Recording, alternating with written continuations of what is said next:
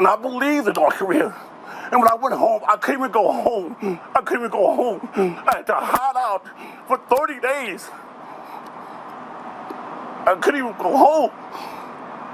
But I kept my head up high, brother.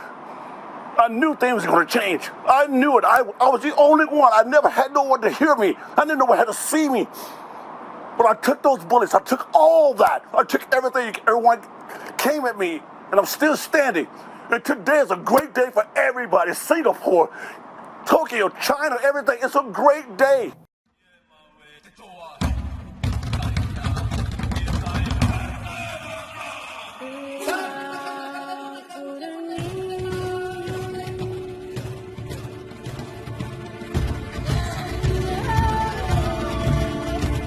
I've said it from day one. I think the fact that people really didn't realize what I was actually going to North Korea for. I think people thought that what I was doing was more of a joke, more of a stunt. Knowing the fact that I did something pretty historical. If Trump wants the credit, he could take all the credit. He could have it all. I just want them to talk. And I said that with Obama, and Obama just pretty much blew me off. And I thought that I was a laughing stock. I didn't know what I was doing. This peace treaty, or whatever you want to call it, the summit was going to change something overnight. No, I never said that. I said just open the door. He wants to talk. Thank you, guys. How you doing, guys? It's good. Do you have, what does your hat say? What's my hat say? Oh, good. Now I can see it. Well, in my heart and soul, when I first went to North Korea, I was very honored to even be selected to go there. Kim Jong Un came to me and said, Dennis, you know what? This is the first time someone's ever kept their word to me in my country. And I looked at him, I always got emotional, but I said, wait a minute, hold on. Americans, our hands are always open because as Americans, we have let so many people around the world join us to be happy in one country, that's the United States. And now we have really put ourselves on a line to reach out to North Korea, and they've been so gracious to me, my family, and the United States. So let's make this happen. If Trump could pull this off, more power to him. Dennis, did Kim reach out to you, or any of his people reach out to you? The president's people, anybody reach out to you for insight into the other side? Well, you know what? I've talked to those guys the last 5 years.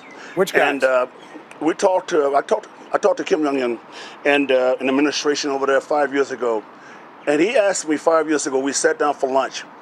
And he sat down and asked me, hey, Dennis, I would like to ask you three things. If you go back to tell the President of the United States these three things, and I would be willing to talk to him.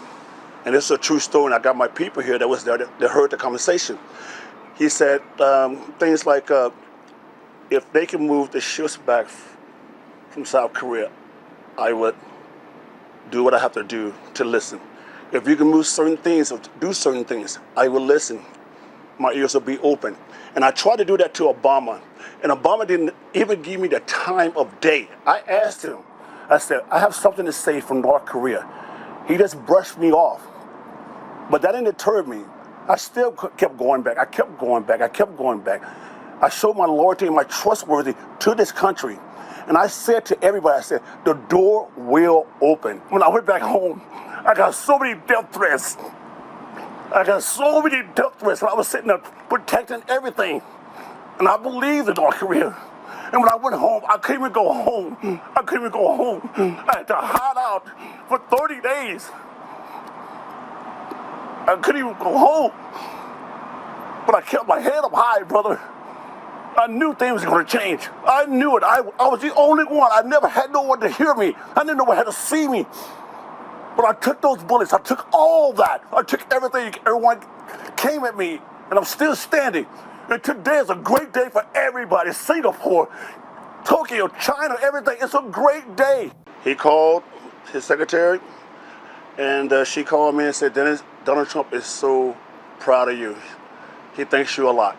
There's a lot of violence. Right. There's a lot of negativity.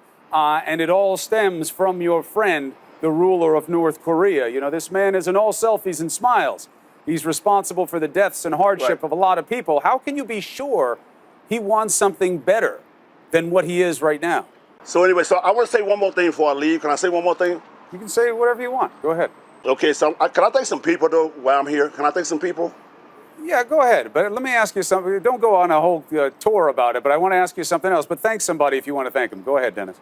You think there's any chance that you might have a role in this process? Has anybody reached out to you or given you reason to believe that whether it's the North Koreans or it's the Americans, that they may reach out to you as some type of resource here, something that is part of this mix going forward?